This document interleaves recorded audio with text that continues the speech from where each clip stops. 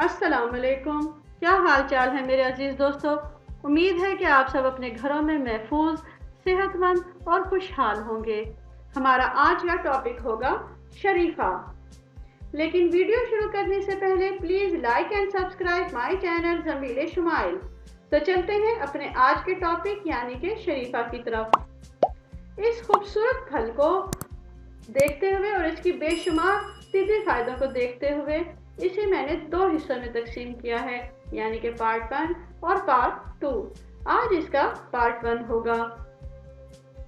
जरा एक पहेली तो बूझिए। हरी मस्जिद सफेद खाने, इनमें बैठे हबशी दीवाने। काउंटिंग 1 2 3। जी हाँ, ये है शरीफा। तो ठीक ही है, इसका ऊपर का छिलका सब्ज होता है और इसके उभार मस्जिद के गुंबदों की तरह होते हैं और इसके अंदर जो बीज होता है वो काले रंग के होते हैं, यानी कि सफेद गूदे में छुपे काले बीज। पर मेरी पहेली इस पे 100% परफेक्ट बैठती है। तो जनाब चलते हैं इसकी तरफ। इसके सब्ज छिलका, अंदर इसका मजेदार गूदा इसे एक बेहतरीन फल के तौर पर सामने लेकर आता है। इसे उर्दू में शरीफा, हिंदी में सीताफल कहा जाता है। इसे अमूमन सर्दियों का फल कहा जाता है। इसका शुमार खुर्दरू जंगली फलों में होता है, यानी कि खुद ब खुद उगते हैं, लेकिन लोग अब इसे अपने खाना बागों में भी लगाने लगे हैं। इसे शरीफा कहते हैं, लेकिन हिंदुस्तान में ज्यादातर ये सीताफल के नाम से पहचाना जाता है।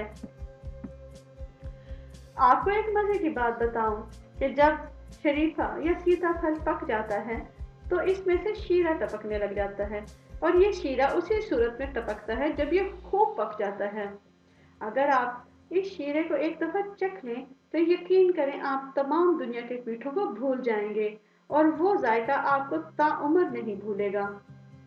ये अपनी जोबन पर होता है और इसकी मिठास सबसे आला होती है। बाजू का लोग इसे स्वीट फ्रूट के तौर पर भी जानते हैं।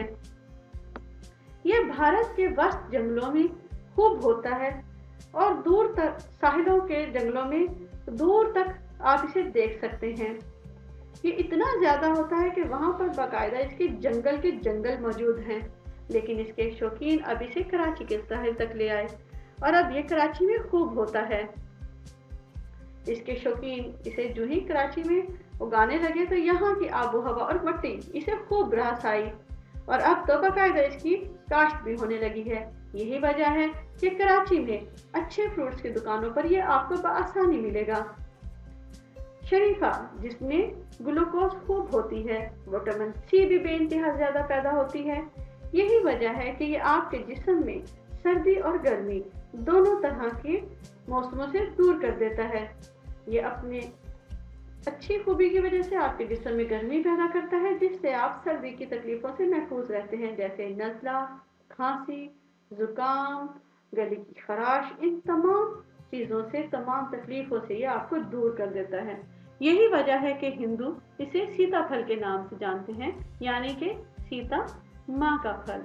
सीता जो कि राम की बीवी भी रही है और उनकी बेइंतहा महबूब बीवी थी। ये उसके नाम पे इसलिए रखा गया है कि जिस तरह माँ अपने बच्चे को हर गर्म और सर्द बातों से महफूज रखती है, इसी तरह शरीफा आपको सर्दियों से महफूज रखता है, यानी कि सीताफल आपको माँ की तरह गर्मी पहुंचाता है और आपको सर्दी और या जाड़े की तकलीफों से दूर ले जाता है और आपको देता है एक सेहतमंद जिंदगी।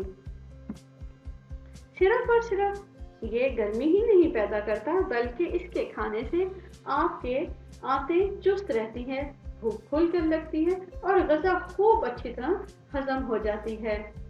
ये हमारे जिस्म को इतना ताकतवर कर देता है, हमारे मैदे को इतना परफेक्ट कर देता है कि कोई वहां पर खराब मैदा रह नहीं सकता। ये उन्हें वहां से खारिज करता है, उन्हें निकाल बाहर फेंकता है। सीताफल सिर्फ ऐसे ही नहीं मशहूर, ये सिर्फ और सिर्फ आपको गर्मी ही नहीं देता, बल्कि ये देखिए कि ये आपके पेट को कितना साफ रखता है। آپ کے معدے، آپ کی آنتیں بالکل صاف شفاف ہو جاتی ہیں اس سے۔ صرف اور صرف یہ پیٹ کے لیے نہیں بلکہ یہ امراض دل والوں کے لیے بھی بہترین ہے۔ جی ہاں، اگر آپ امراض دل کے نہیں ہیں، آپ کو دل کا مرض نہیں ہے، تو بھی آپ شریفہ خوب کھائیں۔ اس کے استعمال سے آپ کا دل مضبوط ہوگا اور آپ کو گھبراہٹ کی شکایت نہیں ہوگی۔ اس سے دل کو طاقت ملتی ہے اور آپ کا دل تمام بیماریوں کو کک آؤٹ کرنے کی صلاحیت لے آتا ہے۔